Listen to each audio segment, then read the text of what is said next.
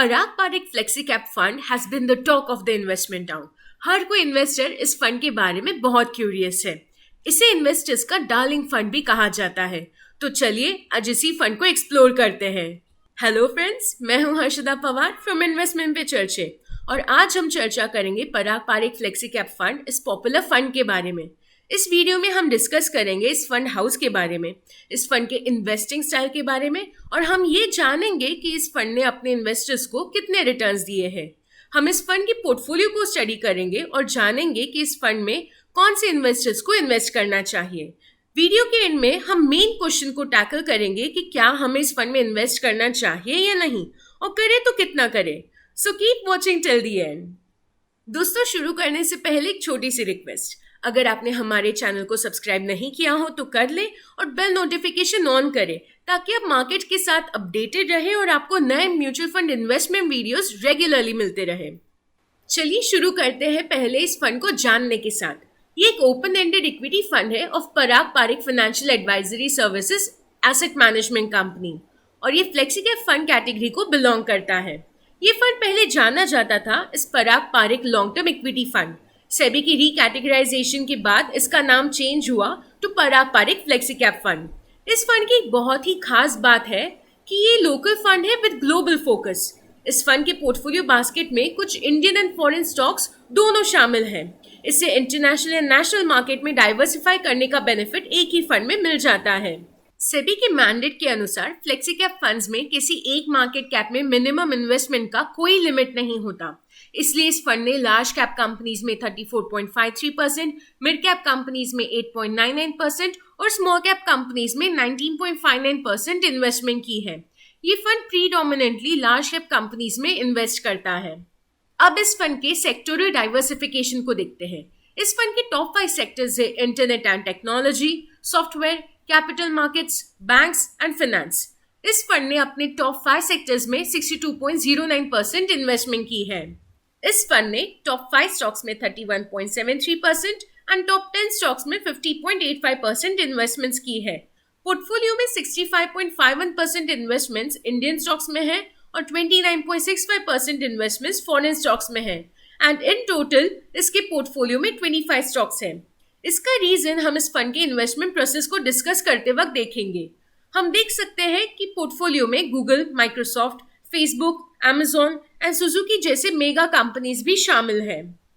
इस fund house के कुछ खास फीचर्स है जो इसे मार्केट के बाकी के फंड हाउसेस से अलग करता है। ये फंड हाउस इसके ट्रांसपेरेंसी एंड इन्वेस्टर फ्रेंडलीनेस के लिए जाना जाता है। ये फंड हाउस अपने इन्वेस्टर्स के लिए यूनिट होल्डर्स मीट रखता है एवरी ईयर। ये फर्म शुरू हुआ as a investment advisory firm in 1992 and ये फर्स्ट था to be SEBI registered PMS in India in 1996 known as Cognito. ये अपने फंड्स में रिलेटिवली लॉन्ग होल्डिंग पीरियड्स रखता है जो इसके टर्नओवर रेशियो से समझ में आता है। ये फंड वैल्यू इन्वेस्टिंग पर एम्फसाइज करता है। साथ ही ये फंड खुद भी इन्वेस्ट करता है to have their own skin in the game. अब तक इस फंड में इनसाइडर इन्वेस्टमेंट की वैल्यू 156.41 करोड़ रुपीज है। अब इस फंड के इन्वेस्टिंग स्टाइल को डिस्कस करते हैं। ये फंड भी वैल्यू इन्वेस्टिंग को फॉलो करता है। ये fund fundamental research and valuation study के बाद कंपनीज को शॉर्टलिस्ट करके पोर्टफोलियो में ऐड करता है। ये फंड ऐसे ही कंपनीज में इन्वेस्ट करता है जो डेट फ्री है, जिनका हाई कैश फ्लो है और इन्वेस्टर फ्रेंडली मैनेजमेंट है। इस फंड में इंडियन या फॉरेन मार्केट में इन्वेस्ट करने का ऑप्शन है irrespective of the market cap and sector. इस फंड के मैनेजर है मिस्टर राजीव ठक्कर, जिन्हें 18 ईयर्स का एक्सपीरियंस है इन फाइनेंशियल मार्केट्स फील्ड।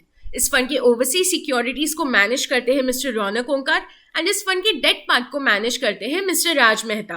इस फंड का AUM है 11,360.49 करोड़ रुपीज एज ऑन 30 जून 2021। इस फंड का बेंचमार्क निफ्टी 500 TRI इंडेक्स है। इस कैटेगरी में टोटल 24 फंड्स हैं। इस फंड ने पिछले एक साल में 57.56% रिटर्न्स दिए हैं और सिंस इंसेप्शन इस फंड ने 20.15% रिटर्न्स दिए हैं। इसने अपने कैटेगरी में अगर लॉन्ग टर्म में देखें तो बहुत हाई रिटर्न्स दिए हैं। ये इफेक्ट वैल्यू इन्वेस्टिंग का है। लॉन्ग टर्म में ये फंड बाकी के फंड्स एंड इंडेक्स से कंपेयर बहुत सुपीरियर रिटर्न्स दे सकता है।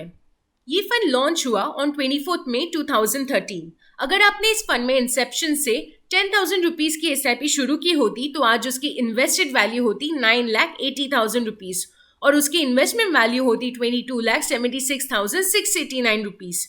और अगर आपने इस फंड में 1 लाख की लमसम इन्वेस्टमेंट की होती तो आज उसकी वैल्यू होती 4,30,260 रुपीज। सेबी की रिस्क कैटेगरी के हिसाब से ये fund very high risk category में आता है।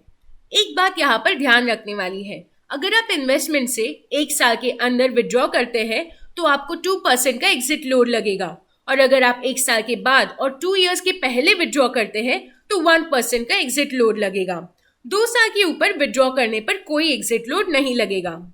ये एक इक्विटी फंड है, इसलिए अगर आप 1 साल के अंदर विड्रॉ करते हैं तो आपको short term capital gain tax देना होगा, जो कि आपके प्रॉफिट्स का 15% होगा। अगर आप 1 ईयर के बाद विड्रॉ करते हैं तो आपको long term capital gain tax देना होगा, जो कि आपके प्रॉफिट्स का 10% होगा। याद रखें कि जो long term capital gain tax होगा वो 1 लाख से एक्सीडिंग प्रॉफिट्स पर ही लगेगा। अगर आप इस फंड में इन्वेस्ट करना चाहते हैं तो 1,000 रुपीज से लमसम इन्वेस्टमेंट स्टार्ट कर सकते हैं और 1,000 रुपीज की एडिशनल इन्वेस्टमेंट कर सकते हैं। और अगर आप SIP के थ्रू इन्वेस्टमेंट करना चाहते हैं तो आप मंथली 1,000 की और क्वार्टरली 3,000 की SIP शुरू कर सकते हैं। मंथली SIP आपको कम से कम 6 मंथ्स की करनी होगी और आप एक्सटेंड भी कर सकते हैं। SIP के लिए आइडियल टाइम होराइजन इस फंड के लिए मिनिमम 5 इयर्स है, लेकिन हमारी राय यही रहेगी कि आप ज़्यादा इयर्स के लिए SIP करें, जैसे 7 इयर्स या 10 इयर्स के लिए। ये फंड उनके लिए आइडियल ऑप्शन है जिन्होंने अभी इन्वेस्टमेंट करना स्टार्ट किया है, बिकॉज ये फॉरेन और डोमेस्टिक मार्केट्स दोनों में इन्वेस्ट करता है और डाइवर्सिफिकेशन अच्छी है। ये उन इन्वेस्टर्स के लिए अच्छा ऑप्शन है जो ग्लोबल एक्सपोजर लाना चाहते हैं उनके पोर्टफोलियो में, बिकॉज फिर उन्हें किसी सेपरेट इंटरनेशनल फंड में इन्वेस्ट करना नहीं होगा। लेकिन वापस वही पॉइंट एम्फसाइज करना जरूरी है कि इन्वेस्टमेंट SIP के थ्रू करें और 5 ईयर से ज्यादा टाइम के लिए करें। अब मेन सवाल आता है कि इस फंड में इन्वेस्ट करना चाहिए या नहीं। पहले जब हम इसके पोर्टफोलियो को कंसिडर करते हैं तो ये डाइवर्सिफाइड फंड है over markets, sectors and market cap भी। रिटर्न्स लॉन्ग टर्म में काफी अच्छे हैं और ये fund one of the best performing funds है इन दिस कैटेगरी। इसका इन्वेस्टमेंट स्ट्रैटेजी काफी साउंड एंड रिलायबल है और स्ट्रॉन्ग प्रिंसिपल्स पर बेस्ड है। ये फंड हाउस भी ट्रांसपेरेंट एंड एथिकल है। तो अगर आपका time horizon 5 years and above है तो आप बेझिझक इस फंड में इन्वेस्ट कर सकते हैं। This fund is a must in your portfolio. ये वीडियो अगर आपको यूजफुल लगा तो इसे लाइक और कमेंट करना ना भूलें। इस वीडियो को अपने फ्रेंड्स और फैमिली के साथ भी शेयर करें। अगर आपको कोई सवाल पूछना हो तो आप कमेंट्स के थ्रू हमें पूछ सकते हैं। जल्दी वापस आएंगे एक नए फंड के साथ आपके लिए। Thank you.